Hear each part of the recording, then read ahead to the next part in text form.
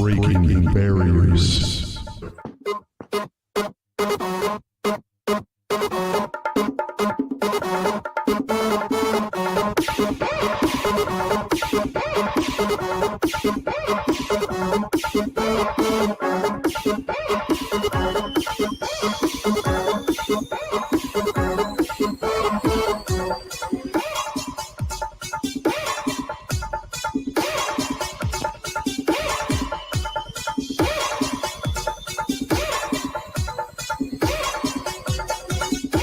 Breaking barriers. Well, I'll start us out. Good evening, everybody. I am not Don Pardo. This is Revolution MacInnes, and I am excited tonight to be on my third Breaking Barriers program. And so episode 3 for me. And we have, of course, the inimitable Dino Moore and the phenomenal, outrageously marvelous, and wonderful Kimberly Kay. And our guest tonight, Deseere Cruz. We have a really cool program tonight. We're going to be talking about polyamory, open relationships, relationship anarchy, monogamy, triogamy, whatever these terms are. That one's not the last one, isn't real, folks. But I really want to know, Dino, before we go there, we are going to be talking about Brittney Griner. And what you need to do is remind me what the name of this segment is so I can find there it is, New and Now. Jason found it. Thank you, Jason. Yes. Welcome, everyone. New and Now. Let's see what's happened. December 8th, 2022, the United States finally did a prisoners exchange with Russia to release WNBA superstar Brittney Griner from her captivity, her unlawful captivity in Russia. And they exchanged prisoner Victor Bout, B-O-U-T, who was an arms dealer who had been in American custody since 2008. And so this deal was in the works for a while. They wanted to, and Kim, you can correct me if I'm wrong. Most people wanted a 2-for-1 because this guy Victor was this big bad guy, and I guess they looked at Brittney Griner like, okay, we can get her back, but what are we giving up for her? Yeah, absolutely. So Is that correct? Kind of, yeah. Basically, what's going on right now is absolutely wonderful to have Brittney Griner back, right? I mean, no one can say that they're not happy for that. I mean, some people will try because you can always find somebody that's going to be negative about something. But unfortunately, there is, we have Paul Whelan. Paul Whelan, yeah. Hey, Whelan. That's who they were also hoping to get in this deal. So, reasonably so, you're looking at an arms dealer, right? And you have Brittney Griner that was accused of a vape or marijuana in that vape, not someone selling arms and someone who's got marijuana in their travel luggage. The issue being most people looking at Paul Whelan in the sense that they thought he'd been out there longer and that he should be traded for or that he should be coming back sooner. But I think one of the things we have to look at is Russia was not looking at what Paul Whelan did, whether it's true or not, but they're charging him with sort of espionage, right? So spying, espionage, vaping, not the same. So in their theory, their idea reasonability was like Brittney Griner, smaller offense. You've got Paul Whelan, larger offense. Is it fair? I don't think the trade-off is fair for an arms dealer and Brittany Griner, personally. But I'll let you respond to this, and maybe even Rev jump in. And then I want to go back to what David Whalen's brother, Paul Whalen's brother David, did say, because I think it's important to see what the family says in these types of things before we're all jumping on sides and thinking that everyone is in uproar and everyone's throwing a fit. I always like to look and see what the family's perspectives are. So that's what I'm going to comment on. Yeah, and there's also Mark Fogel, who was Yeah. arrested in Russia for cannabis possession as well, and he got arrested. That was in 2021. My thoughts on this is simple. Victor Boot was detained. He was arrested by the United States. I think he was in Thailand. They got him in 2008. Now, though, like Paul Whalen, fellow Marine, of course, my heart is with him. So let's go there first. But in the world of the underworld of arms dealing, even drug dealing, whatever, 2008 to 2022 is a lifetime. Right. The people that he did business with, the United States has either captured, murdered. They've been murdered by other people. Things happen. It's 2 or 3 lifetimes. Okay.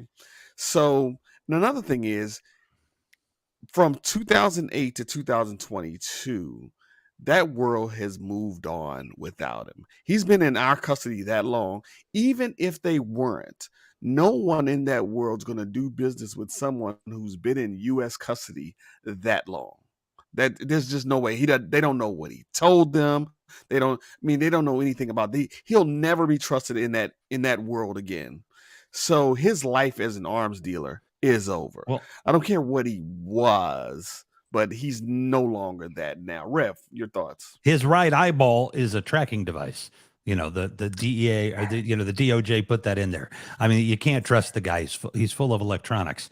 But I agree with you 100%, Dino. I was going to bring in mostly the same example of that, because look, he's out of the game. It's been too long. He's been replaced. It's not like nobody's doing that job anymore. They put out their job opening for mean asshole killer guy with lots of weapons. You know what I mean? It's pretty easy to fill these days, I'm sure, with the economy the way it is, but especially in Russia. But yeah, he's out of the game. And look, you make the trade, you do it, you get the American out. Look, she is famous, but I will tell you this: the WNBA at every game, at every opportunity, was like, okay, free Brittany Griner. We're going to focus on it. So they did a lot to get her home as well and keep it in the news. And so, you make the trade for the trade. They're willing to do it. And Paul Whalen,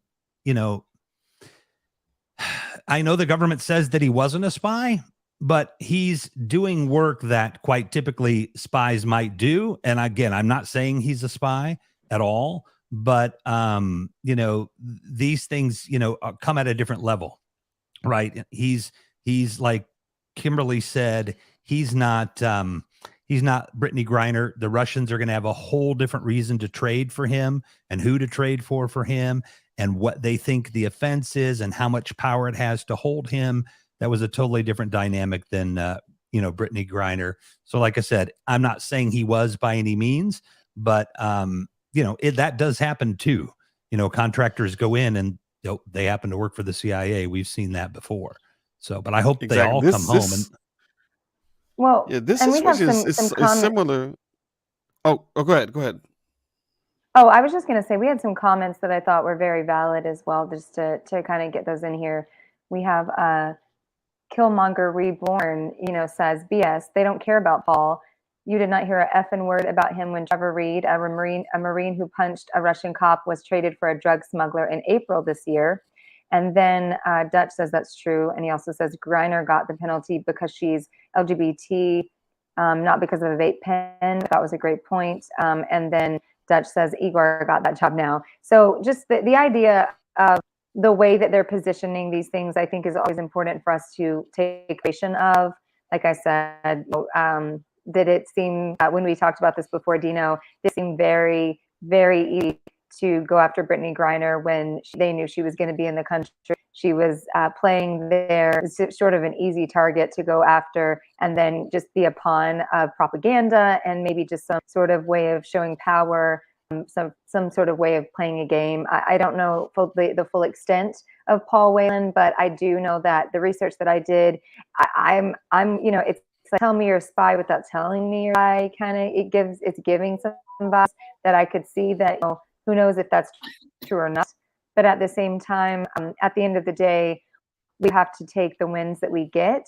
And so just getting Brittany Griner is a big deal. I'm not going to go with, you guys said that just because he's been gone out of the game for so long that he's not going to be in the game. Like, once a cheater, always a cheater, once an arms dealer, there's a reason that Russia wanted him back for some reason. There might be a lot that he can still offer, but that's here or there.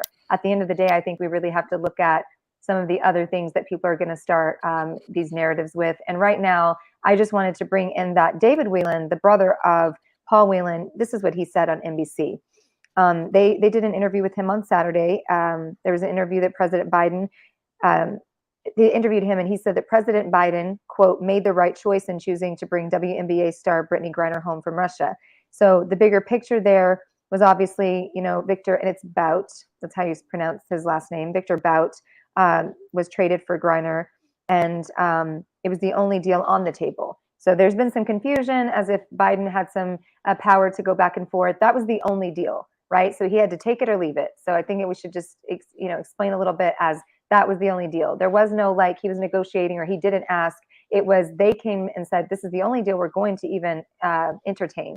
So I think that's important. And then the other things that Paul Whelan's brother had to say was they're happy that Brittany Griner could come home, and basically that, they understand that there's a bigger picture going on. They are happy that her release has brought more awareness to his brother's case, and that they hope that people will continue to keep his story going as well as they did Brittany's. And then for what Rev said, I just want to make this one mention. I don't actually agree that the WNBA did a lot to keep the story going until LGBTQ community and Black Twitter kept the story going. And then the WNBA said, oh, now we're going to start talking about this. But I think it was like, when you and I talked, it was a couple of weeks before they had actually jumped in and said this even happened. So I think that also speaks to our country, where a lot of times you have to have people in the communities that people are in speak up first before the organizations follow suit. So while I do applaud the NBA for stepping in, I think there could have been more done earlier on to have more exposure for that. So that's, I just wanted to do the comments. Yeah, that it was the players that I was more talking about than the WNBA. But yeah, I would definitely Sorry. agree. I when I said that, I meant the players. But yes, for sure. I wanted to because I just remind everybody on stage here that we've got the comments over there on our private chat that we can look at, and I'm curious how long we want to let this segment go. I think if we want to do another couple of minutes on it, and if Deseere, if you have a thought on this subject, please feel free, to jump in as well. I'll shut my mouth for a second. I really kind of got that information right before we got on here. So I was like, oh, okay, this is what we're talking about. I for me, I really agree with what Kim kind of said and led with in the beginning, which is that, people are going to find a problem with anything and any action. There's going to be some kind of pushback.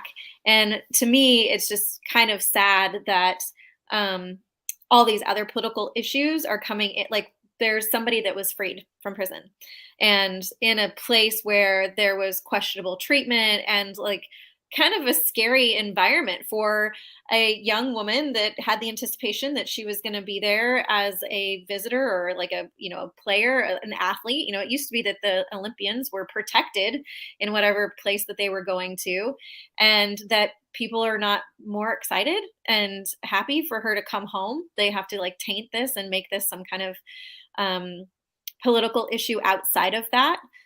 Rather than just like, hey, somebody actually is back on our homeland, and that it is a win in some way. And I'll wrap the comments so we can wrap the segment here, and then we can move on. Dutch said, let's be clear, this is Biden, is not Biden, it's on Putin.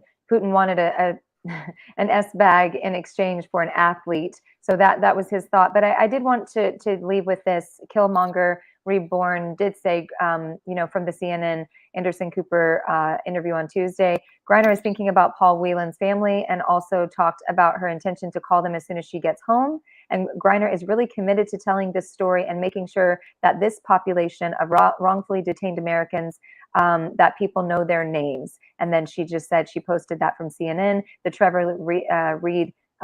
She said that Trevor Reed, who was also let go in April, said nothing about Paul Whelan. So just very two different stories there. You've got Brittany Griner coming home and saying that she's committed to the Paul Whelan story and then shedding light on this. And then Trevor Reed, who actually did do something, punching a Russian cop, coming home and saying nothing and not being a part of it. So lots of layers there. And that's where I'll end my plane on that. Excellent. Well, I think we will move over to the main event tonight, which is our discussion, Breaking Barriers, Polyamory, Truths and Myths. And I like that too. I like the truths and myths segment of it. But I want to introduce Deseere. I didn't go into letting you guys introduce yourselves, and I didn't introduce yourselves. We jumped right in to the segment of New and Now. But I would love, Deseere, if you just want to tell us a little bit about you. How do you know about this stuff? And in any of that you would like, we would love to hear that from you. And then Kim and Dino, you guys are right above each other and right below. So, point to the one that'll lead us off.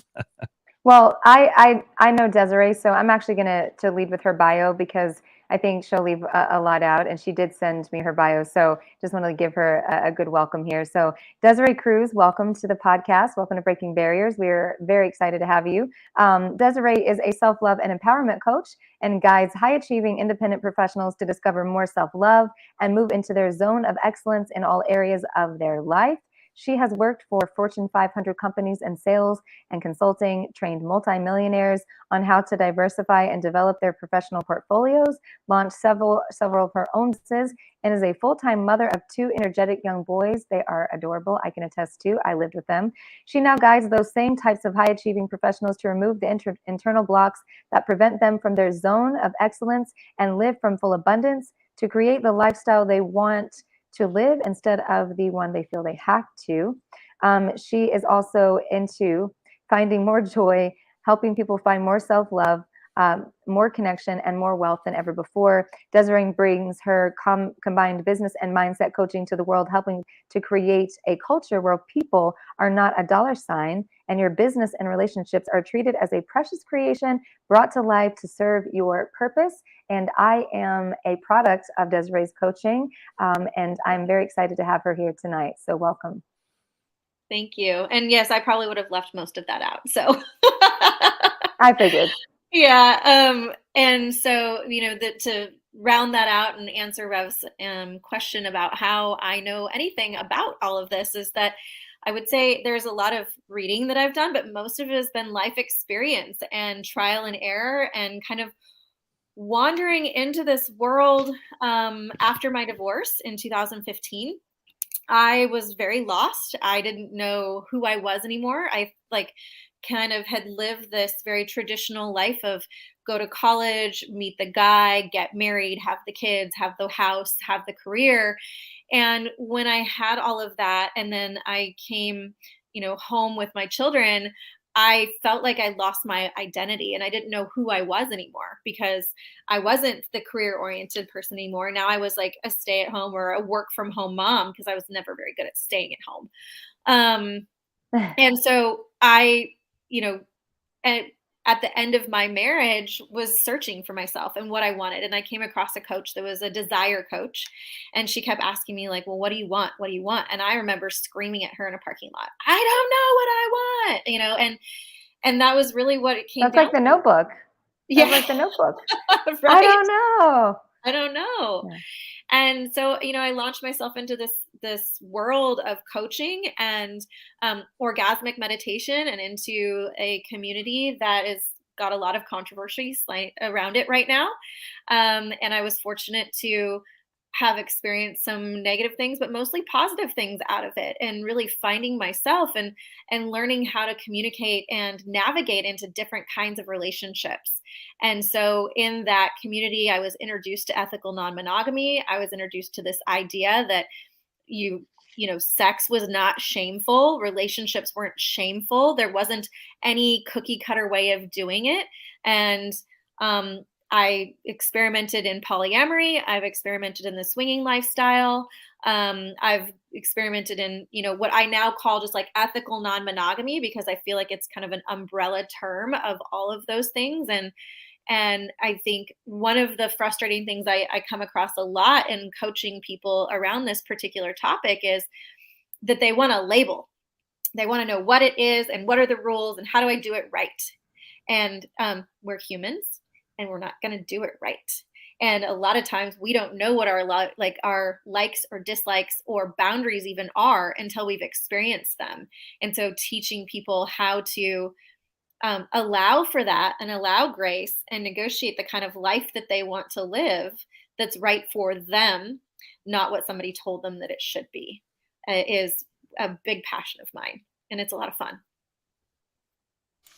When I hear polyamory for the outsider, the first thing that comes to mind is, okay, that's someone who marries more than one person. So that's going along the wrong route already, right? That's polygamy. There's a difference. Am I right about that? Yes. So I like to be really literal at times. So polyamory literally means more love. And polygamy is what you're referring to, is a lot of people would associate with the Mormon culture, where there is a man and they are married to multiple women and they have multiple families. I think that's the most basic definition of it. Now, I was introduced to the concept of polyamory by this lovely woman here in San Antonio that really just blew my mind, because she was very open about answering questions. And when she introduced me to it, she said, well, it's just about more love, and not one person can fulfill all of your needs. And it's actually not even fucking fair for them to do that, or for you to even ask somebody to do that. And it's actually kind of a toxic codependent trait that people get caught into. And her particular relationship dynamic was that her husband was paraplegic, and he had a girlfriend that lived in. She had a boyfriend that lived in that satisfied a lot of her romantic needs, but she also had a boyfriend that was just cuddle partner. There was no sex. It was just affection. It was just cuddles. And so I thought that was really interesting, that polyamory is more love. It's not more sex. And that to is add, mic drop there? No, I'm just kidding. yeah, I was going to add to that and then go to Rev, just for anybody who might want to know a little bit more of how the definition looks. Want to clear up one thing on the Mormon faith. So polygamy is not practiced by the Mormon faith. That's the fundamentalist Mormon faith. So FLDS, those are people that are like Warren Jeffs. I figured you'd kind of tell us. Yeah, of course. So just wanted to make sure if any people from the LDS faith are watching, they're like, that's not true. I used to be Mormon, as is Lindsay, who is from the show with Jason, Left Angle, on our series. So not your regular practicing Mormon. Polygamy is from those that are from that fundamentalist religion that allows them to say we can marry 13-year-olds. So a little bit of a difference there. But polyamory, just from Wikipedia and just the general terminology, is the practice of or desire for romantic relationships with one or more partner at the same time, with the informed consent of all partners involved. People who identify as polyamorous may believe in open relationships with the conscious management of jealousy, and reject the view that sexual and relational exclusivity are a prerequisite for deep, committed, long-term loving relationships. Others prefer to restrict their sexual activity to only members of the group. a closed polyamorous relationship that is usually referred to as polyfidelity. There's a couple of terms that will go different directions as we go into this tonight. So I do implore most of you who are listening to kind of do your homework on some of these terms. They might be interweavable as the community is more of a vast one. And then lastly here, polyamory has come to be an umbrella term for various forms of non-monogamous, multi-partner relationships, non-exclusive sexual or romantic relationships. Its usage reflects the choices and philosophies of the individuals involved, but the reoccurring themes or values such as love, intimacy, honesty, integrity, equality, communication, and commitment. And it sometimes can be distinguished from some other forms of ethical non-monogamy, in that relationships involved are loving, intimate relationships as opposed to purely sexual. The reason I wanted to add that at the end is most people who have an idea about polyamory don't usually think honesty, integrity, equality, communication, and commitment. They think more sex, more deviance, and those types of things. And we want to really touch on those tonight. So, Rev, sorry about that. Yeah, well, that I will take that and run with it, because I think that's exactly the case in all of my experiences. It seems like it's a much more communicative, much more thoughtful, much more genuine and welcoming scenario than the traditional one-on-one that we know. And I also wanted to say too, there are so many different ways to do this. You've got fluid bonding, you have female-led relationships, you know what I mean? There are so many different aspects of this that I really think for a lot of people, even if you are kind of grounded in the traditional, take a look, explore it a little bit. And there might be something out there like, wow, people actually do that. You know what I mean? Like, yes, they do. And you might find a place for yourself, but it is not by any means, I think, what most people know. And that is why, Deseere and Dino and Kim, that is why I think, one of the reasons we're having this program is to educate people, give multiple sides. It's not all roses and ponies and unicorns, if you know what a unicorn is in this context, but or even orgies. Yeah. Everybody thinks it's just big orgies. Right. Yep. But what are Deseere? So for somebody coming from like a traditional relationship, monogamy, what are the rules when you enter polyamory? Because that's when people think relationship, they think rules. So what are the rules? Well, you make your own rules, but I would say if there's any main rule, or there's like, and then this actually covers swingers, polyamorous, ethical non-monogamy. It's transparency and communication. If you are not transparent and you do not communicate to your client or to your partner, then that is the way that you cheat, because you can't, as we were speaking before, you can cheat in an open relationship because you are not transparent with your desires or even with yourself, or you are not communicating those things to your partner. Your partner doesn't have to agree. Your partner doesn't have to like it, but they do need to be communicated with.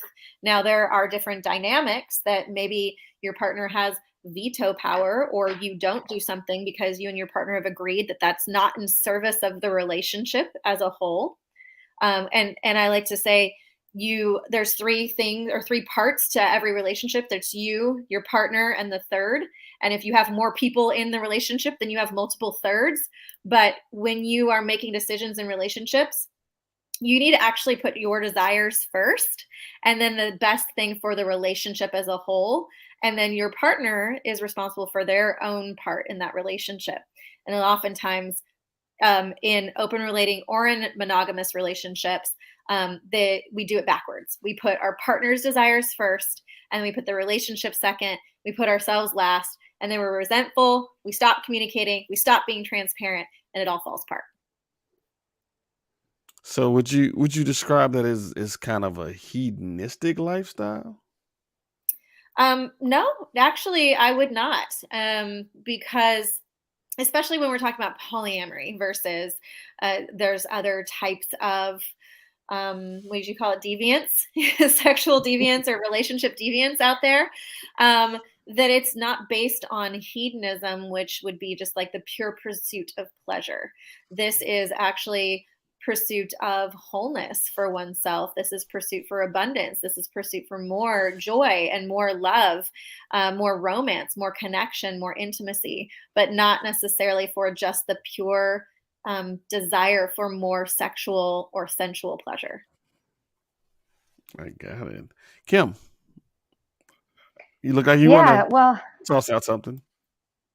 I love this topic because one of the things I think, happens is there's so many stigmas or there's so many predisposed ideas around this topic. And it really, we're not going to cover it in 90 minutes. So we're going to give it a good shot. And I know that because I've lived with Deseere. I was not in a polyamorous relationship with her, just to clear that up. I think some people are going to, We lived in a like, village, oh, they live but together.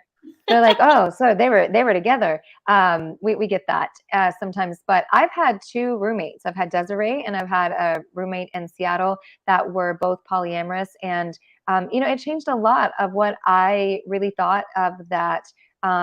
That the community, the vastness of the terms, trying to figure out all of the different things and moving pieces, and being an observer that was not a participant, an observer. I saw a lot of wonderful qualities that I really brought into my own relationship as I went on, to continue to date after my divorce. Now, one thing that I wanted to say is there's so many different people that people will look at, like myself. I'm in a monogamous relationship, but they'll go, Deseere, she's in this thing, and Rev said he's in this thing, or Dino's in this thing, or Kim's in this thing. But I didn't think Kimberly was whatever. I had my own experience in this. And when I tell people I had this Eat, Pray, Love summer, they'll always go, wait, what? They have no idea. They'll be like, well, what? What happened? And so for me, the way that I was able to relate, and I've told you guys this story, and we spoke about it a little bit on Twitter Spaces, but I'll kind of break it down short, long story short here. I was in 2 marriages most of my adult life.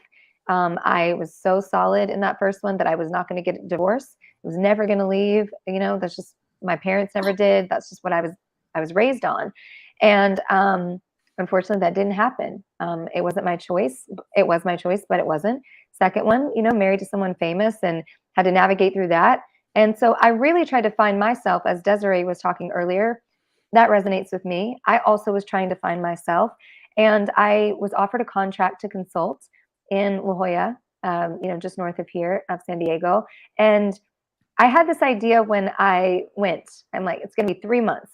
I'm going to go. I'm going to hang out with a bunch of people. I wasn't a person for one night stands or anything like that. So I was like, I'm just going to go and just meet a bunch of people, hang out.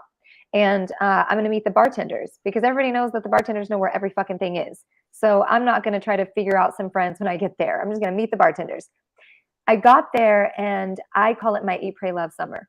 And if you are a basic bitch, you know what a Eat, Pray, Love summer is. Elizabeth Gilbert, get the book. Julie Wait, are you Roberts, wearing her. Uggs right now? I'm confused. Oh, that is I draw the line at Uggs. No, hey, I have you will like not 5 find pairs. I have enough Uggs for both of us, so we're good. You will not find Uggs in this bitch. Not over here. But you know what?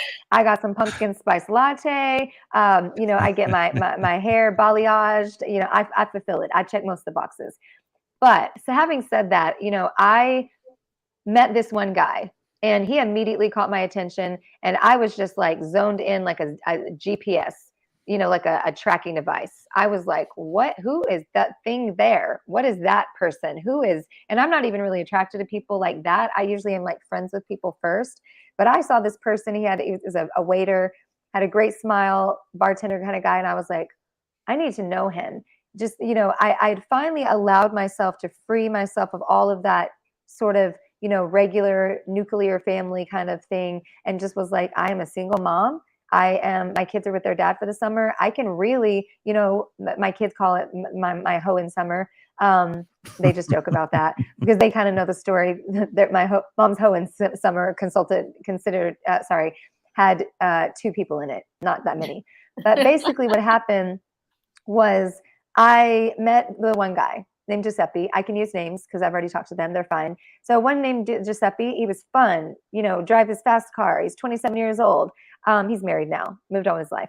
But, he was lively. We went to ride roller coasters, and we were doing all the fun stuff and sex on the beach. And it was so fun. And then out of nowhere, I'm this person that's like, I'll just date Giuseppe and I'll go about my life. we're not going to be anything. There's not going to be anything connected there. And I think this brings a question for Deseere later on, thinking that you're not going to get connected to someone.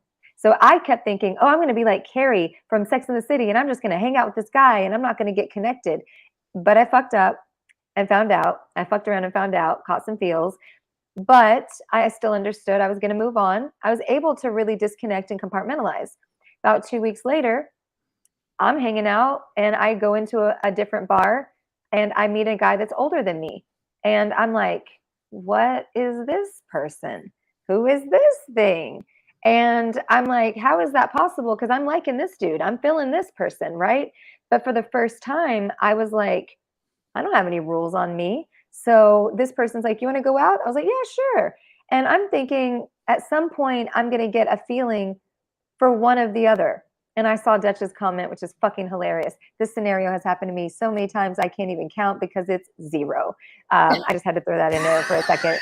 It was getting way too serious. He was not going to let it. He also said sand gets everywhere, which is very true. Like, ooh. Well, I said that actually. Ugh, What is gets everywhere? Sand, because that's a sex on the beach. Yeah, so definitely, it gets into places. But it was my first time to have to reconcile that this idea of polyamory, because my roommate back in Seattle was polyamorous. I had seen that lifestyle and it never appealed to me. It still does not now. I don't resonate with living it. But I was like, wait a minute. You're starting to naturally feel for 2 men at the exact same time that are very different.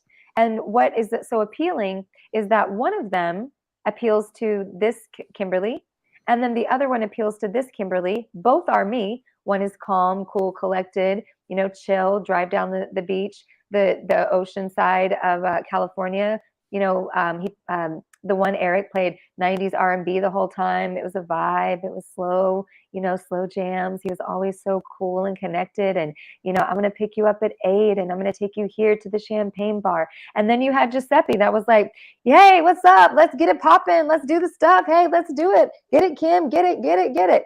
And both of those are me. We've talked about that on this podcast, that I have Kim that's talking about these things. And then sometimes if I get pissed, it's double clap Kim.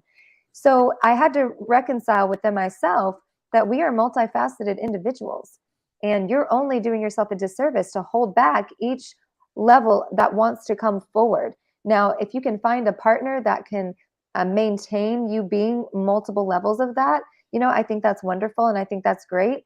But then if there are people that say, I don't think I can, I might have 50 versions of me. I don't know about handling 50 people. But it was, to wrap my story here, it was my first time of really understanding that judgment, that ego, that wouldn't be me, was put to test. And I started to date them afterwards. Didn't end up with them, of course. But, it was a really hard choice. It was like, I don't know that I want to choose. And I couldn't choose. There was no way for me to decide which one was a better fit. Luckily, Sinjin came in and was like, I'll be both of those.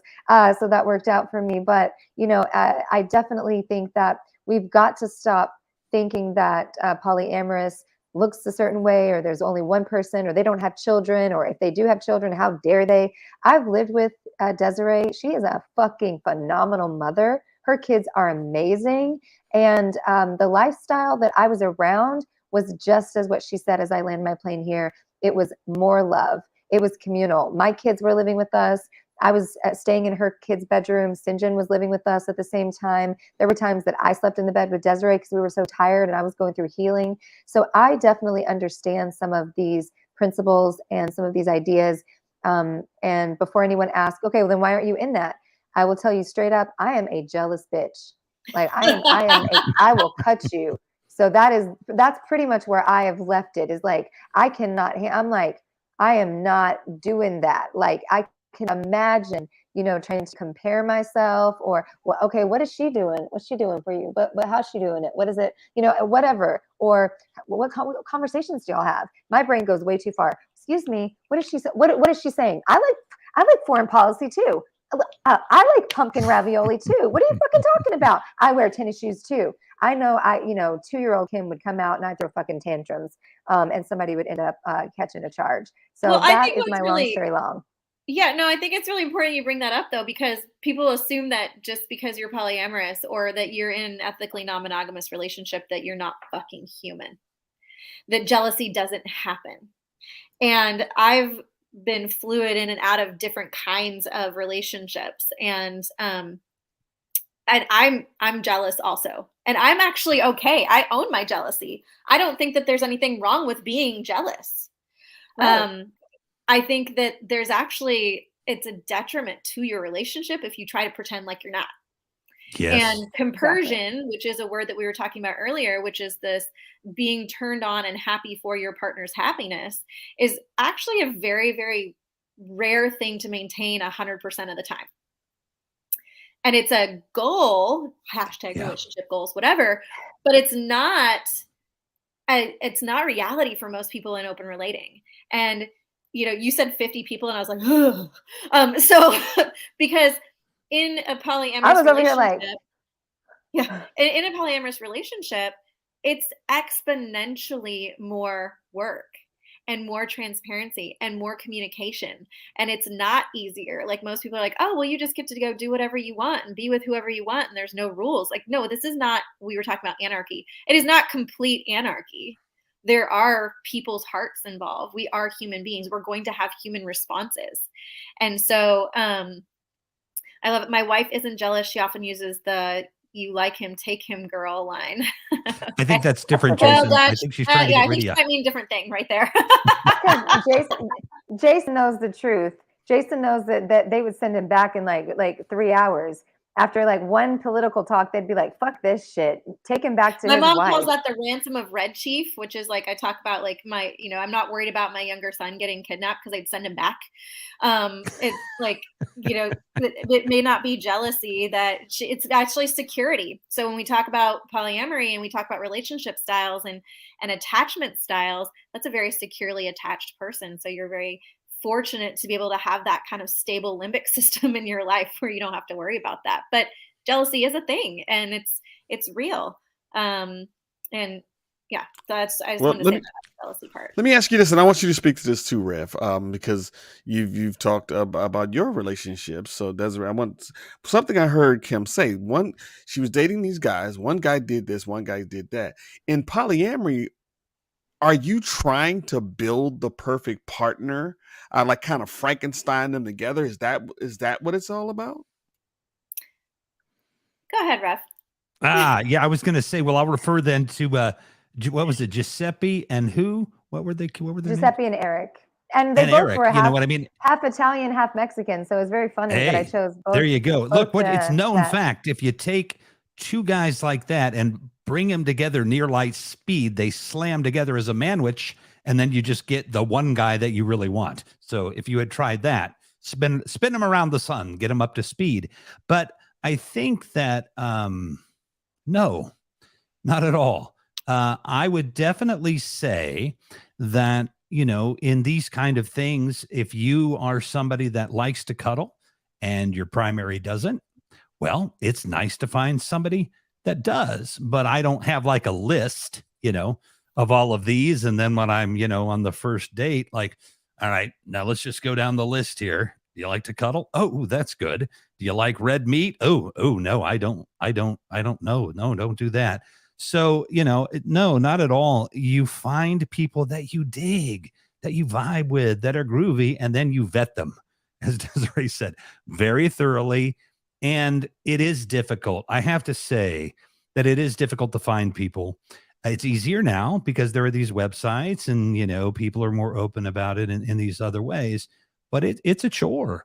It'd be easier in some ways to just settle.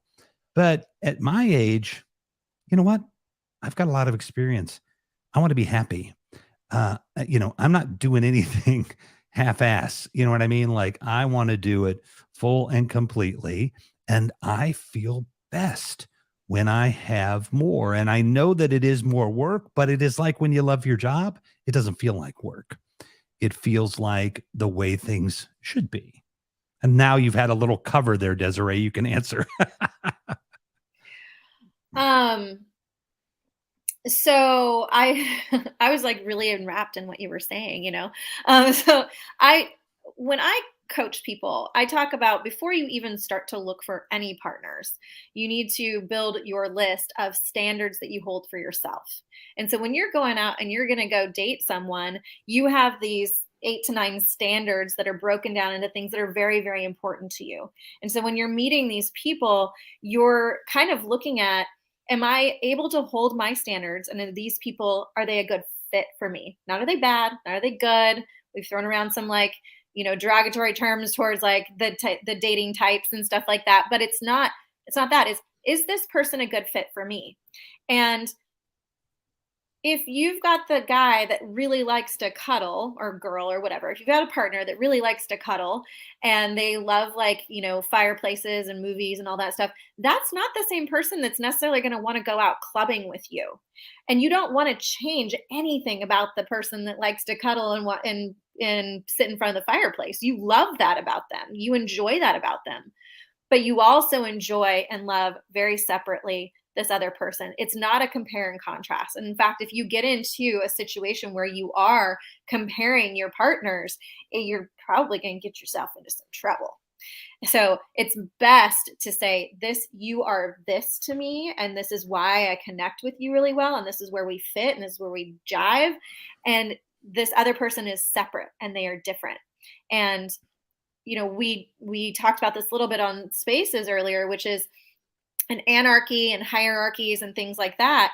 But even in a hierarchy, your partner, where you have somebody that might be like your primary partner and they have veto power, or they make more rules for the relationship together with you, that primary partner still is important, but that everybody else has to be a good fit. And even that primary partner, they don't have to get along with all of your other partners. But if they don't, you're not going to be very happy. And I'm not saying oh, let's go and everybody throw a football together, because that's actually a pretty rare form of polyamory. Tabletop, where everybody sits around the table and gets along together, is very, it's not as common. And a lot of that is because people still like to kind of have that hierarchy of relationship, but everybody still has a say. Everybody's feelings are still considered in either of those.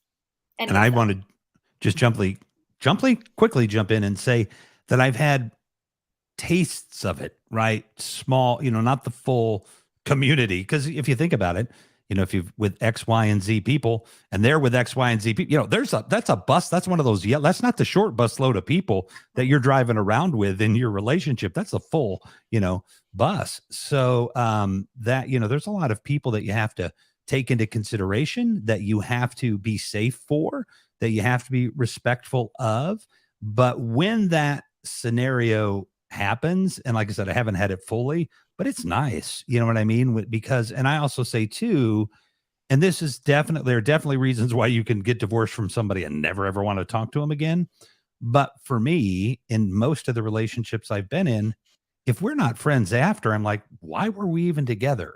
Now, again, with my ex-wife, and this tends to happen sometimes just because of my personality or other things, sometimes their partner doesn't, no, I don't want him around.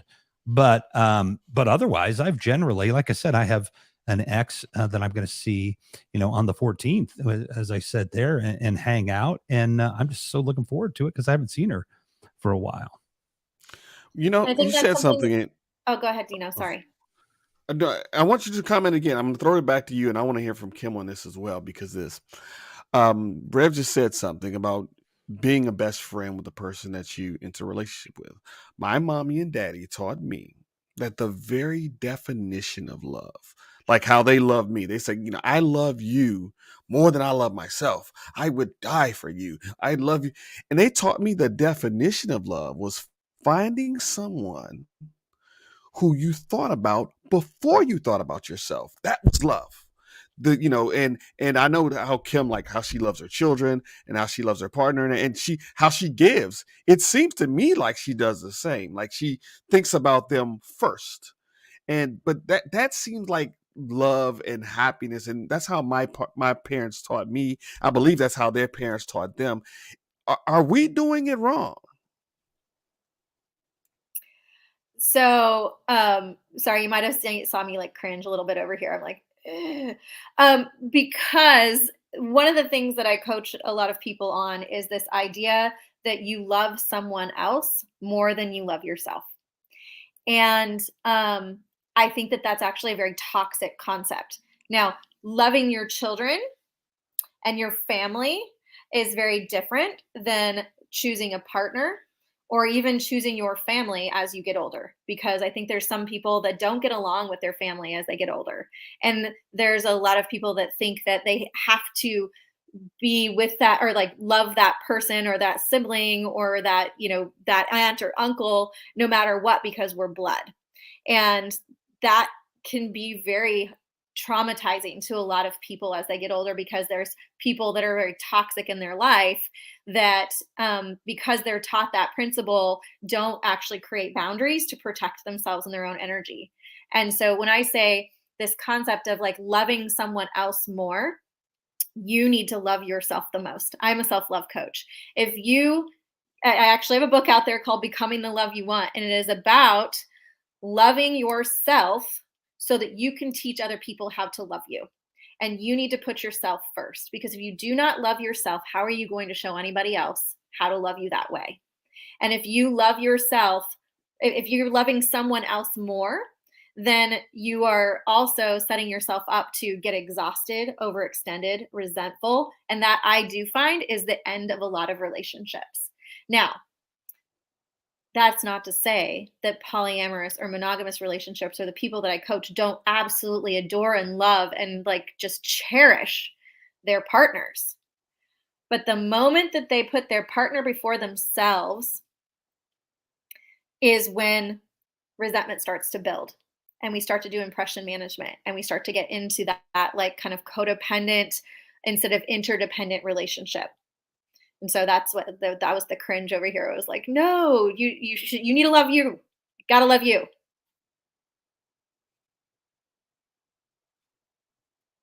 Oh, Kim, I Kim. want you to speak on Yeah, this. sorry. Yeah, sorry. I was trying to like put all my thoughts together because I had so many. So my thought here is going to be a little complicated, because my experience with mortality and my experience with near-death experiences and traumas and soulmate relationships and going into my first relationship with what you said, Dino, just that you love your kids and you love your partner and they're your best friend, trying to make that work and it didn't. And then going into this soulmate relationship where I was full of self-love and I stood up for myself, and it was like, this person that I married was famous. He was a musician, and I was like, I don't care if you're famous, like I'm choosing me first. And I got into that relationship and I maintained those boundaries. And then that was, didn't work out. And then 3 years of being single and exploring different things. And then my journey with Sinjin being very, very public, and being a journey with mental health and physical health and all the things that we've been honest about on so many different levels. We were celibate for 2 years. We had to be because of some trauma that happened. And that was a weird thing for a lot of people to find out about. I have this thought now, and I don't know that it applies to most. I can just only speak to what I speak to, that we're all on this journey. And I cannot say that self-love, I think I'm going to agree with Deseere for the most part, but I cannot wholeheartedly say that self-love is the essential part of relationships for me. One of the biggest things that I've ever seen that has allowed me to survive, not only to survive, but to thrive, to move out of survival and getting into thriving, is focusing on another human being when I did not love myself. When I could not love myself, when I was wasting away, when I thought I was going to die, focusing on my children, focusing on my partner, focusing on someone else at that time, pouring so much love into them that it reignited my ability to see that I needed to love myself, and get back into what that meant to me. It looks different for me. Now, Deseere is the coach in that, and I think she'd be able to piece together what that means and going back to self-love probably for sure. But I think for me, I definitely agree that there's been times when I've put the partner first and I've gotten into codependency, not a good thing. Absolutely not a good thing. It leads to physical, distress, mental distress, emotional and spiritual distress for me. But there was this time where I was literally fighting only to love someone else, to stay alive. I was staying alive only to love. The love that I was giving someone else was keeping me alive. And I look at that differently now, because I tried to do all of this self-love work, and I was doing coaching and I was reading and I was doing all the self-improvement. But until I could say, I would die for that person, I would give up, for my kids or for this person, I would give up whatever it would be if just for us to be happy and to move through life. And that started to work for them. That worked for me. It worked for my children. That was a different experience for me. And I can't say that works for everybody. So what I will say is, we've become a society of, like you said it, Dino, are we getting it wrong?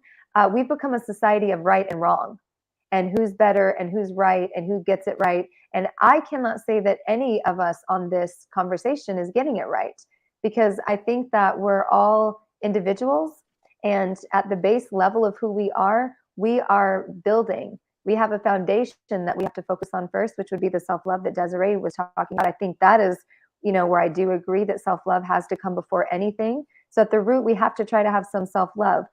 Where I think I'm going with it, on the roller coaster part of the self-love, is that we may not always love ourselves, and it may not be as easy. Not that Deseere teaches this, because I obviously was a client of hers. It may not be as easy as finding that self-love first. I have done the most growth and the most gaining of self-love while in a monogamous relationship, where I needed to have some boundaries and some commitment to a person so that I could figure myself out. Now, does that mean someone else didn't find themselves exploring and having that eat, pray, love summer that like I had with Giuseppe and the Eric? No, that doesn't mean that. But I absolutely look back over my 42 years, and me having this goal of commitment to someone and sticking with that and feeling pride and excitement as we evolve together and we move up together has been both heartbreaking at times when it didn't happen, and been enlightening. And one of the things that I leave myself open to, and I'll kind of end it here, is that when I got divorced the first time and I was getting married the second time, I was on TV. I was a host on TV. And my co-host, she was not a great friend, to be honest. Deseere knows the story, but she was always setting me up to look a certain way. And she was asking people, did she jump into this new thing because the guy's famous and blah, blah, blah. And basically what ended up happening was I really asked myself, is this right for me? And it felt right at the time. And it was the right decision. And I got into that relationship. On that episode that we did, she said, well, what happens if you get divorced? What happens if this doesn't work out? Like, you've only been dating a certain amount of time. What happens if it doesn't work out? Like, you're putting so much into this person. You should be loving yourself first, and you should be going with this other person second, because that person was kind of pushing things along time-wise. And I said, I'm fine with the timing. It feels right to me, and I'm committed to this. And I was, and he was as well. But I said, this is where I will wrap this thought, is I said, if it doesn't work out, I look at it just like jobs almost. If it doesn't work out, I will keep trucking along until I find my person. And maybe there's not a one my person. I think of people in not soulmates, but season mates to me. That's my life. I've looked at people as season mates, because I can't say soulmate because I've had 2 or 3 or 4 or 5 of those fucking dudes. So at this point, I think it comes down to me as I joked on that episode. I said, you know what? I'll fucking go for Elizabeth Taylor's record. If it doesn't work out, then I'll go for 5, bitch. Because at the end of the day, if you have come upon death in front of your face,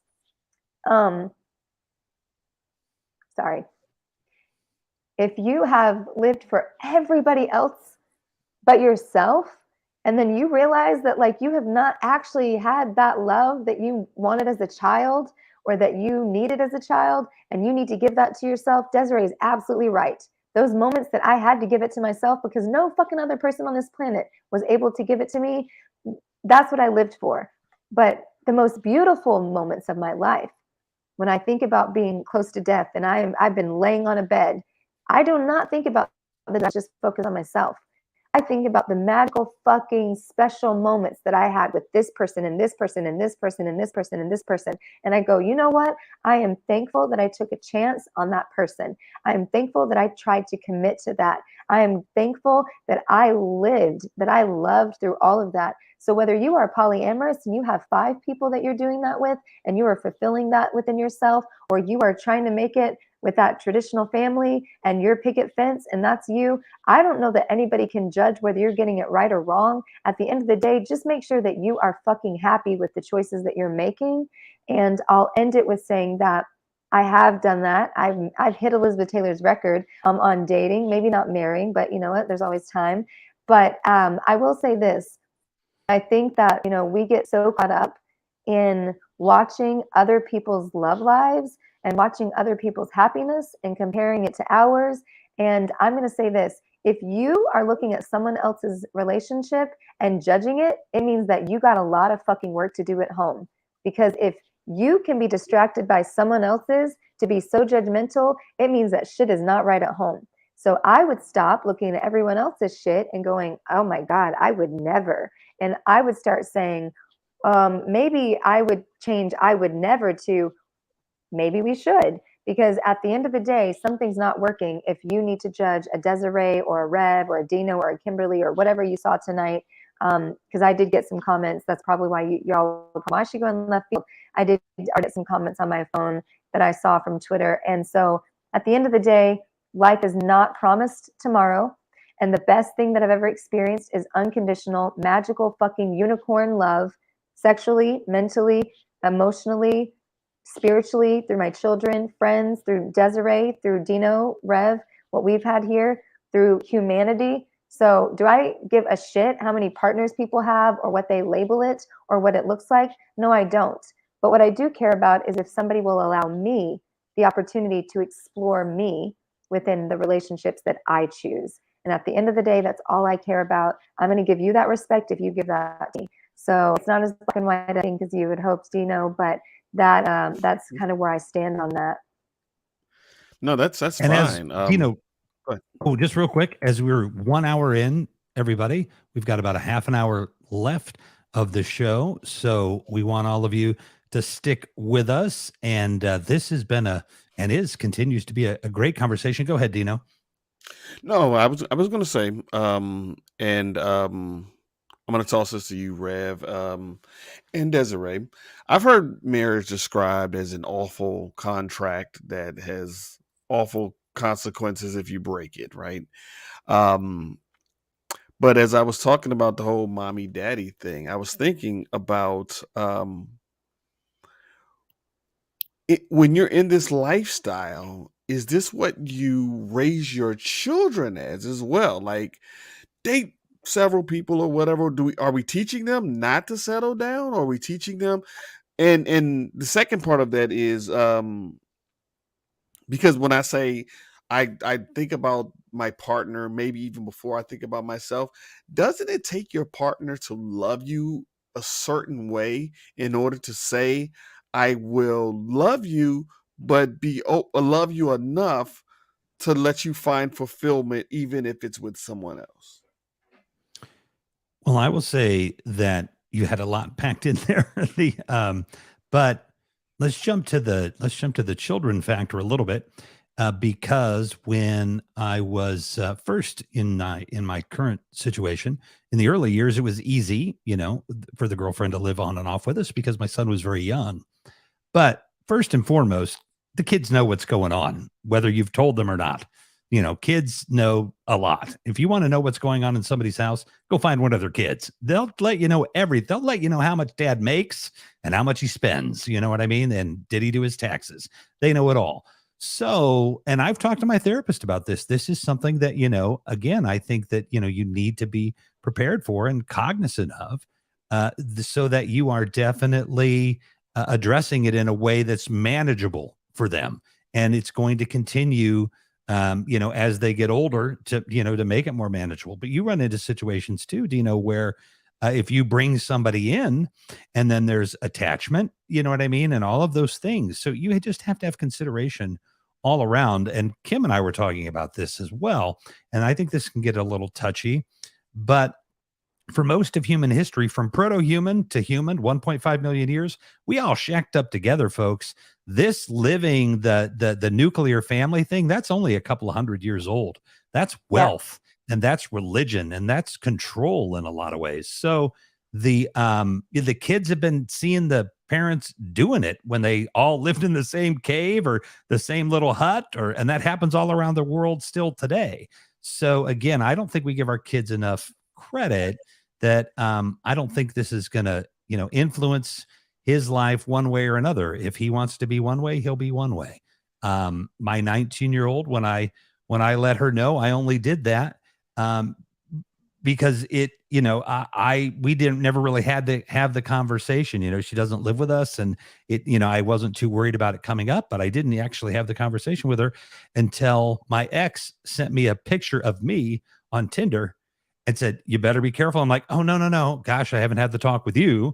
We're fine." A friend of hers saw me on there. I'm like, "No, we're fine. We've had an open relationship for a decade." So, you just take it individually, just like anybody else with the kids. And again, go ahead, Deseere. But I would say again, I think there's a lot of times more consideration about talking about this with your kids and other people than you ever get in just a regular kind of scenario. I'm going to answer the thing about the kids, but go back to kind of what Kim was talking about, whereas I live my life as an infinite game. And games are practiced and played, and you make mistakes, but there is no win or lose. I'm never losing because I'm always learning. So I'm always winning. And I have 2 young children. Their dad and I we divorced when they were 2 and 4, 3 and 5, like around then. And I've always tried to be pretty careful about who I introduce to them as like my primary partner or my partner. I've always had, community or men that I've dated that are part of the community where their families are around, but they're not designated as this is my boyfriend. And part of the reason why I do that is because my children do live in a very, what they would call traditional vanilla world. And their dad is in a traditional relationship. And his family is very much traditional in that sense. And their dad is actually he knows about my lifestyle. It's not a don't ask, don't tell. It's I don't really want to hear it, but I know about it kind of a thing with him. And his response is always, whatever, I trust you as a mother to do the very best that you can and that you will for our children. And I know that you love our children, and I know that you're not going to do anything to hurt them. So whatever you decide, that's up to you. And I leave it up to my children as just to I want them to be happy. So what is it that you want? What's going to make you happy? And my boys have some of the most interesting thoughts sometimes. I remember at 6 years old, one of them sat in the back seat and told me about how his girlfriend, Sarah, had 10 boyfriends. And he was just going to sit back and wait because Sarah he's like, I'm just going to treat her the best. And when she's done with all of them, then she'll stay with me. And I also remember him having a conversation with his older brother where they both had a crush on the same little girl. And he was like, hey, bro, you can be her husband. And I'll just live with you guys and be her boyfriend. And we'll just both take care of her. And I was like, okay. I hadn't talked about polyamory to them or any of that. This is the things that they come up with because they don't feel limited by society and love. Now, as they've gotten older, the conversations get a little different. I actually had a female friend over, who's one of my best girlfriends, and I wanted to introduce her to one of my former partners and one of my close friends. And the boys hadn't met him. And so and right now I'm actually in a monogamous container with my partner. We met in an open relating community. We've chosen for a couple of months to create a foundation and be in monogamy. And we leave that conversation open to if our desires change, but that's where we're at right now. So the boys have met him. And so I said, well, I'm going to invite my friend over and he's going to watch a movie with my girlfriend and I. And my youngest goes, well, does Brian know?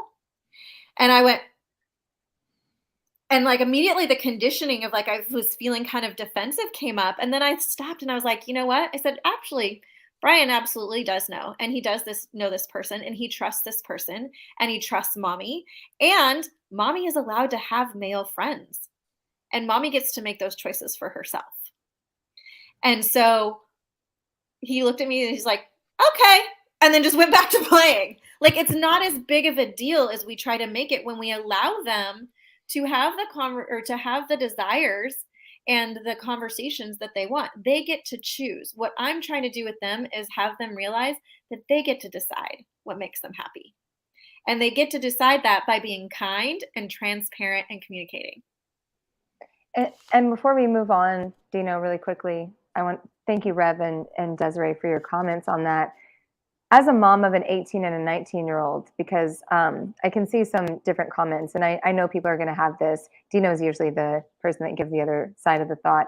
You know, some people say, well, that's great, you know, but what down the line will that cause for your kids? And how do you know what's going to happen down the line? Because your kids are younger or you don't really know yet. So as a mom of an 18 and 19-year-old, I'm not in a polyamorous lifestyle, right? But I have talked to them about the Eat, Pray, Love Summer, right? I told you guys that. They call that Mama's Hoeing Summer. They have one for my mom. They say, oh, Mama's Hoeing Summer, because she didn't know who my dad was. We're very open about certain topics in our household. Coming from a mom of almost a 19 and 20-year-old, I can tell you my kids, much like Deseere, were always, I was very quiet about my relationships until I was ready for them to meet someone. And so, but I had an open community. So I lived a very communal lifestyle. We would have friends come over, you know, there would be like group nights where we would have taco night and there'd be like 7 to 10 people and we would cook together. Other people would bring their kids. They would be dating. Some would be dating, some would not. I was single. We would all eat together. So I grew up like that. I'm also Indigenous, so we grew up on reservations. That idea of doing things together is already set in my kids' minds. And so one of the things that I used to get is that I would take some photos, and Deseere saw this when I lived in her home. She co-sleeps like I do with my kids. Both my children have slept with me from age, birth. And only with their dad did they have their own beds. But then as I was a single mom, they would sleep in the bed or their own bed, depending on what their needs were. Sometimes they want their space. Sometimes they want that healing. And so as I had to have stepfathers into the picture, I had to look at what that meant. And when you're looking at this type of conversation too, you're bringing other people into the conversation.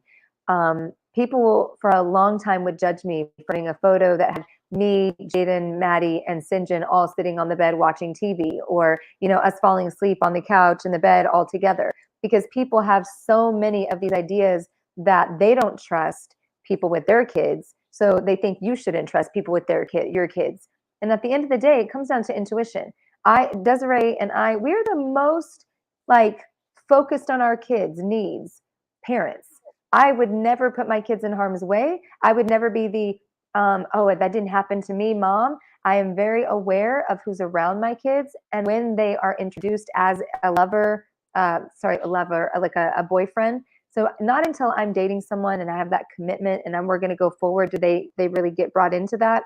But they have always met men in my life and women at the exact same level.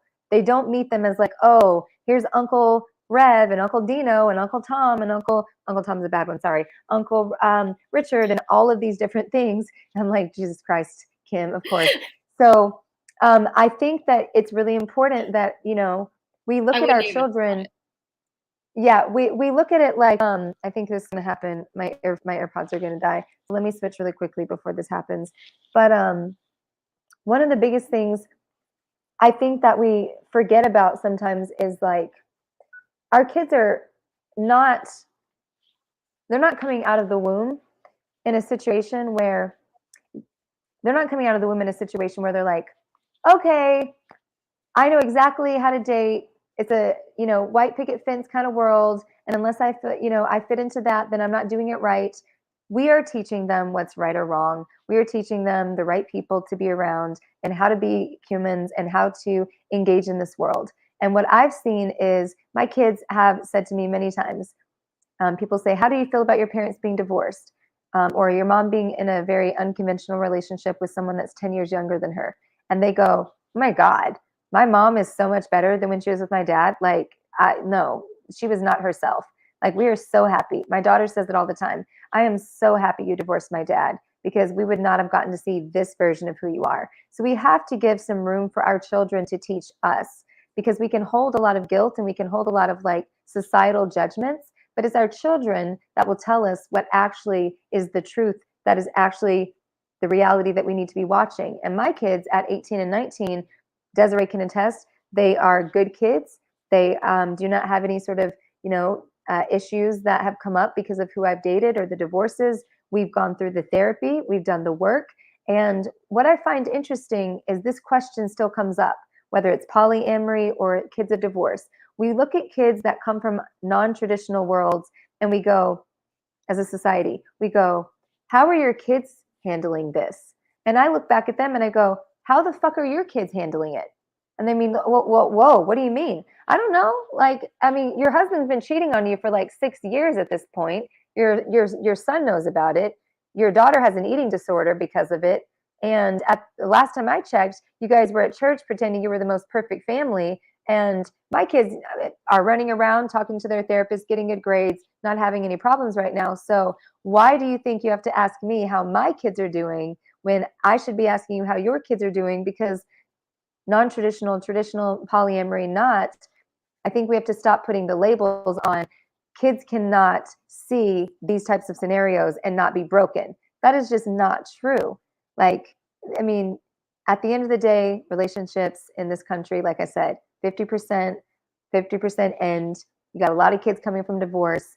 And I see just as many kids struggling in what we see as traditional marriages and traditional families than I see outside. So I know I went long on that, but I wanted to say that as a mom of an 18 and a 19-year-old, I've seen long years of their friends that have come to me, the mom that has the boyfriend that's 32 and I'm 42, the mom that has had 2 husbands and been on TV and sleeps with her kids around in the same, area.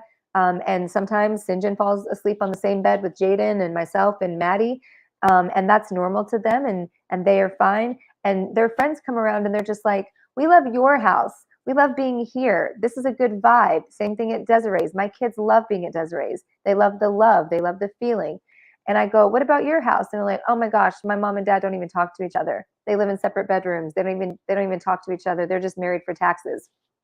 So I think we need to start listening to kids more often and stop putting the stigma out there and the stereotype. Actually start listening to how the kids are looking at it, because like Rev said, they're much more intuitive than we think, and they're actually much more resilient than we give them credit for. So I'm going to start going from that perspective and letting my kids tell me what they think instead of what I think I should be putting upon them. And like Deseere said, it's an open situation. Her kids were thinking about things long before she had the talk. So I think we have to trust that and what comes up naturally for them. Yeah. And I want to say, like, because we're Right. talking about the topic of polyamory and children and introducing them to like your partners and like how do you navigate that? And in my experience, it's been that we do have to be kind of careful and mindful that at least Rev and I have lived in a different kind of dynamic than the majority of the children that they go to school with. And that is one of the challenges, is like, how do you explain that to your children in a way that when they go to school and they're like, mom's got 5 boyfriends, like, it doesn't sound like super, like that you're not going to get a ton of judgment. And I will actually say that's kind of funny that I've noticed is that a lot of teachers at their schools are actually polyamorous, or they're in that kind of that lifestyle, and they just keep it it's sad that they have to keep it very public because there's this judgment that that's shameful or it's wrong. And again, you were going back, Rev, you mentioned politics, religion, scarcity, financial reasons of why monogamy like really evolved in the way that it did. We don't have that anymore. And so now we're trying to like change this dynamic and this opinion and reclaim the village mindset. This idea. When my kids come home, they're like, well, who's staying? If the guest room's empty, they're like, who's gonna come over? Where are we gonna, like, where? The first thing that they did last time, where's Kimmy? Is Sinjin here? Like, and they just kind of knew that they were gonna be here. And so when you involve your children, it's not just that you're guiding them in this way. You're also trying to help them navigate the world and understand that the world is going to judge your lifestyle that way. And so how do so when I talk to my kids, I talk to them about that there is no right way. It's what's right for you. And are you communicating it effectively? And these little micro lessons in order to do this, I just posted with my children the other day, because my 9-year-old has a girlfriend, and I'm like, what is that? And that the terms are so different now, and she texts me because he doesn't have a phone, and she's very polite. And she's like, hey, can he come? Will he be my partner in the Athenian games tomorrow? And I said, hey, buddy, she wants to know if you'd be her partner. And he's like, oh man, Mom, I already promised this other girl that I was going to be her partner. And I said, okay, bud. Well, how can you respond to your girlfriend in a way that's kind and loving that you are not going to be your partner? And this kid, 9 years old, because I was more nervous about what to say than he was, 9 years old, goes, well, just tell her that I'm sorry, and that I already made a commitment to this other person. And if I can do another event with her, that I will. And I was like, so he owned his own desire. He owned his boundary. He didn't make a decision based on like the pressure of somebody else. And he did it in a really kind and loving way. And that is an example of, even though he probably isn't poly and this other girl isn't his girlfriend, because they don't even understand that terminology, he had respect for every individual and every human being in that. And I think that that's the,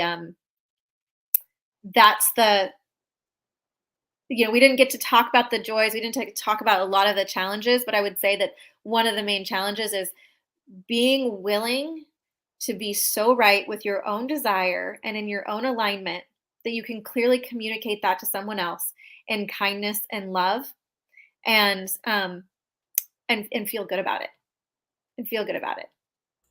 And that's the win-win-win. If somebody's losing, there is no winner. You have to have the win-win-win. Yeah, I want to pose something to you, Rev, since you've been open about your relationships. Two things, because Deseere has used the term a few times, my primary partner. I've heard you use a term like relationship anarchy. I want you to define that term. And then I want to pose a scenario to you. Say you've been with someone for 5 years, just her, but now you want a polyamorous relationship. For someone who may be in that situation, how do you bring that to your partner without either ending what you have or really damaging them? Very carefully. You're muted, good Rev. But I said very carefully. Yes, thank you. I'm going to say to everybody, remember to interact and check the chat. I'm going to actually let Deseere answer the relationship anarchy question, because I like her. She's a little better versed than I am at it. But I do want to say, because this is very common in a lot of ways, can be the end of a relationship. So these feelings come out and people just, oh, well, let's try an open relationship and maybe that'll save our marriage. But it's usually kind of one-sided, right? Only one person wants to participate with multiple people and the other person doesn't. And so, you butt up against this in these things where, like I mentioned before, people will say they are X or Y, but they're really not. They have other interests and intentions. So it is, again, about communication, but not as a therapist or anybody, but just with life experience. If your partner comes to you and says they want to have an open relationship and you've been together for a long time and that's never been a big discussion, I would probably open it up to further discussion about, a broader, subset of questions, not to say no. That's, not to deny them. That's what they want to do. But in that case, I would be, taking a look at it. But somebody could just be curious, and like, honey, wow, I didn't know I could, with other people. I didn't know that was a thing you could do and still be married. So it could be a lot of reasons, but Deseere, I'll let you respond to that. And then relationship anarchy too. And also, yeah, as I said, just really quickly, if you guys could check the chat. I don't know if Dino and Deseere are checking the chat, the private chat. Just keep an eye on that. Oh, the private. No, I was on the other one. Okay. For our wrap. Okay. Yeah, Deseere. As I said, how do you open up a relationship that's been, monogamous for 5 years? Very carefully, with a lot of communication, because that may or may not be a big surprise to your partner. And depending on how they're raised and how secure they feel in the relationship, they may feel like they're losing something. And being very careful and kind and like listening to them and their perspective and going slow enough, and no pun intended, one stroke at a time, that you have that conversation. You don't open up the floodgates. You don't go to a swingers party and just like decide to open it all up. There's a lot of conversation before you open a relationship. And there's a why. Why are we doing this? Are we doing this because there's a lack? Are we doing this because you have a desire for somebody? Are we doing this because you already built a connection to somebody else? Where is this coming from? And are you able to do it with love and kindness as you open up the relationship? Now, I will say, you want to, unless you're in relationship anarchy, which is what I'll get to, you need to get buy-on from both parties, and not just acquiescence, but actual buy-on, and with requests. And you may start with a lot more rules to begin with, and then find that they're not necessary. Or you might start with no rules, and then you might find that there's a lot of rules that you need in order to feel safe. So there is no formula. It's feel over any formula there. Now, going to formula, which is the relationship anarchy concept, which is that there is no hierarchy. There is no primary partner and secondary partner. There's no rules, really. You can have boundaries, you can have requests. I highly recommend starting with the boundary around types of protection and STI conversations would be the very first one when you have that with your partner. But that's my own opinion, judgment, whatever, but please be safe. And other than that, in relationship anarchy, it's like, oh, I want to go date someone. You want to go date someone. You want to actually build a relationship with them. I don't have a veto power. There is no veto power in that kind of concept. And you have to be willing to, to step into that and give up that, and that can be tough to do. And I know we need to wrap it up, but that is a great explanation. And that is why I said, when Kim said 50 people, I'm like, just passing down the testing paperwork would take all the time. Right? You wouldn't have time for a relationship, because it's just not, that's about 5,000 people you're actually sleeping with if you're sleeping with 50 in the broader group. So right. Yeah. So Deseere, tell us where we can find you on your social medias. No, wait. Tell us again the name of your. Wrap our question before we have to have our question that all of us are wrapping on. We want to jump into Deseere's social media before people forget, because some of the things that we have in the DMs that we were going to miss, because not a lot of people heard from Dino tonight, which is normal, but is the journey of.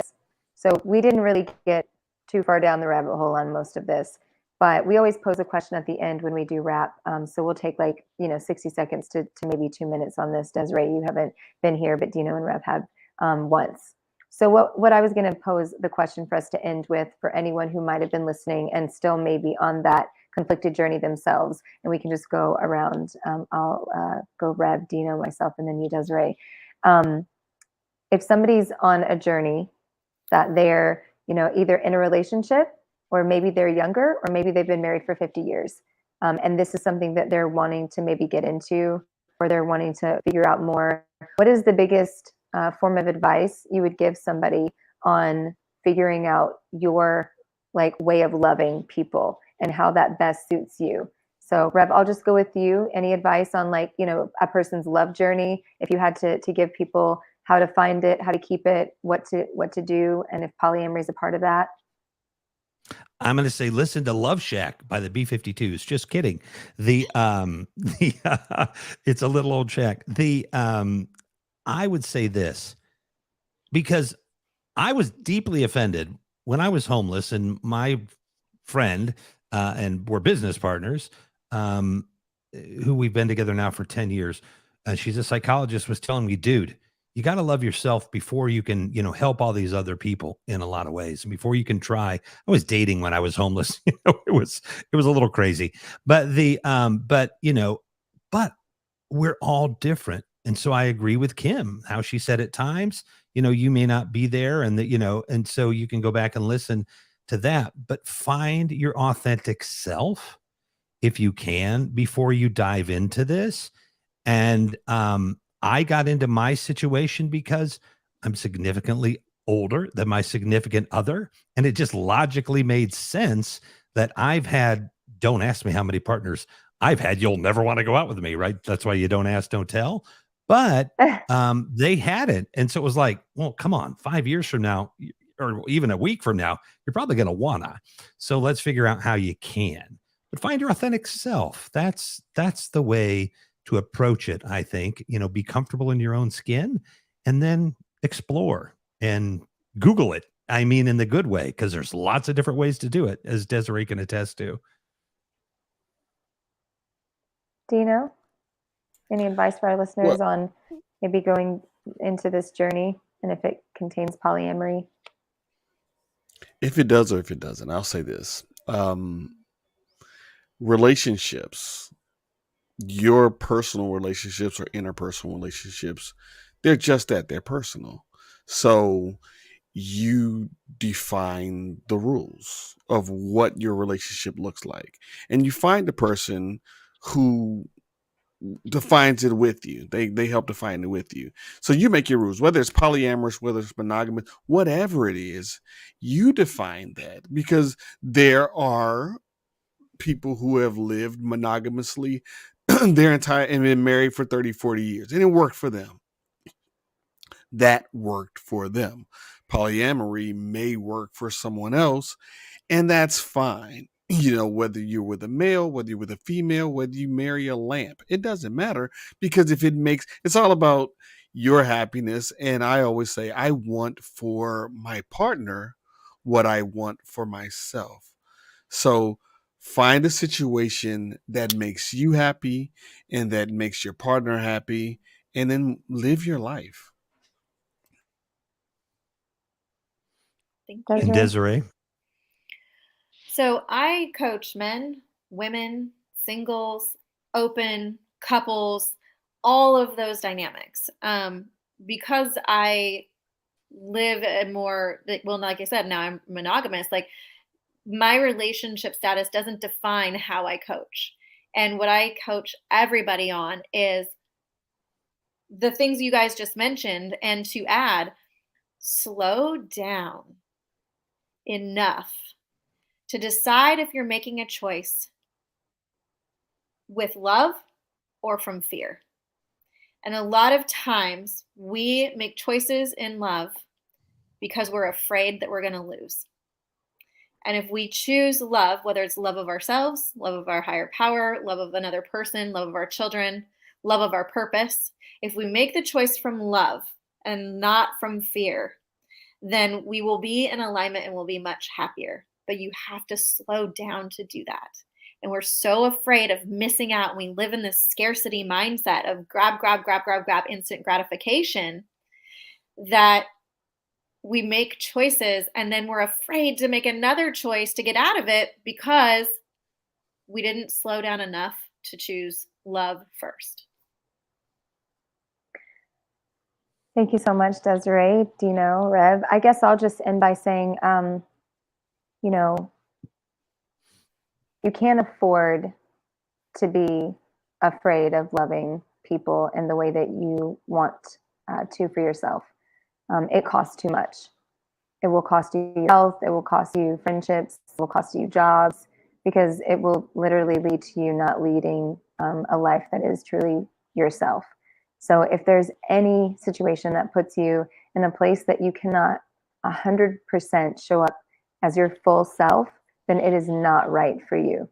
And there's this quote, it's an Oscar Wilde quote, and I'll probably mess it up, but it's, we don't love people for their clothes or the car that they drive. We love them because they sing a song that only we can hear.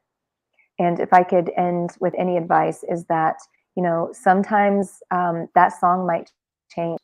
Sometimes you might have, there might be some people that have a song on repeat, right? Like maybe their playlist is just that one song on repeat for the rest of their life and they're happy with that.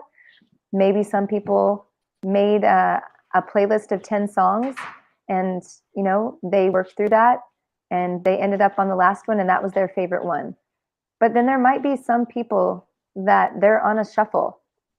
They've hit shuffle on that playlist and they're just seeing what comes next and they're going with it and they're taking the time to be happy from one moment to the next. And I don't think we can judge any of them. So if you are the person that plays that same song, someone is singing the song that you love over and over and over, and you love that, and you're sticking with them and you're ride or die, congrats. And if there's a person out there like me that has a playlist and you just kept adding to it because the other songs just didn't work, or maybe they were just too painful or something happened, that's okay too. And if you're a shuffle kind of person and you've moved through different types of things, that's okay too. As long as you all can show up as your full self most of the time, then I think that you're going to be in a good place. But if love means that you have to be anything less than who you are, I don't consider it love, and I don't think that you're on the right path or the right journey. So I would try to figure out what that looks like for you before it gets too late and you're too old or you're too something. Because like I said, being somebody who has come so close to mortality so many times, I do not live with any regrets. And I tell people all the time, if my time came tomorrow, I would have loved exactly the way that I loved people and they loved me back at this point. So from every ex to every friend, to every marriage, to every divorce, to every new beginning, to every ending, I have loved exactly the way that I would have wanted to be loved and the way that I would have hoped to be loved. And I hope that people felt that for me back. So that's all I think we can do is hope to give the love that we give, to get the love that we give back. So I just wanted to end with letting some people know that we know that this conversation is much more in depth than I'm reading some of the comments from Twitter than what we said, maybe that what we spoke about tonight. Maybe we can have Deseere on for a part 2 at some point.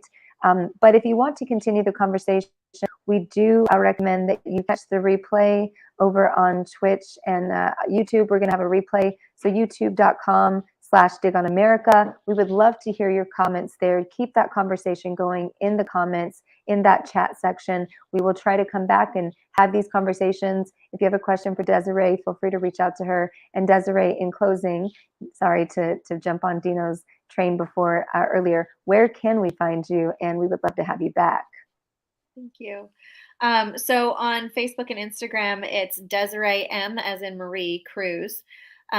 Or you can find me at DeseereCruz.com, and on Twitter it's Deseere Cruz. So I'm the only person I think that spells it that way. So if you just take a note that it's Deseere, then you'll probably be able to find me. I either have purple, pink, or red hair, so it just depends on my mood that month. And your book, the name and where we can find it.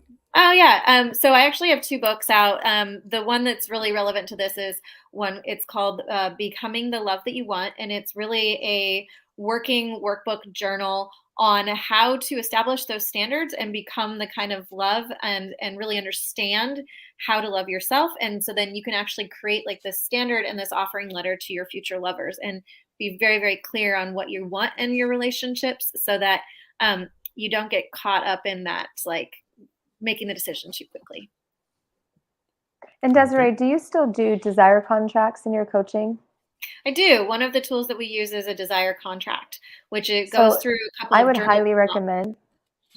Yeah. I would highly recommend people reaching out to Deseere for that. That really changed my relationship with St. John when we met. Deseere was filling out a Deseere contract, talking about our non-negotiables, talking about the hard no's and what we wanted and what we would never really agree to or want up front. It saves a lot of time. You're not wasting each other's lives figuring it out, right?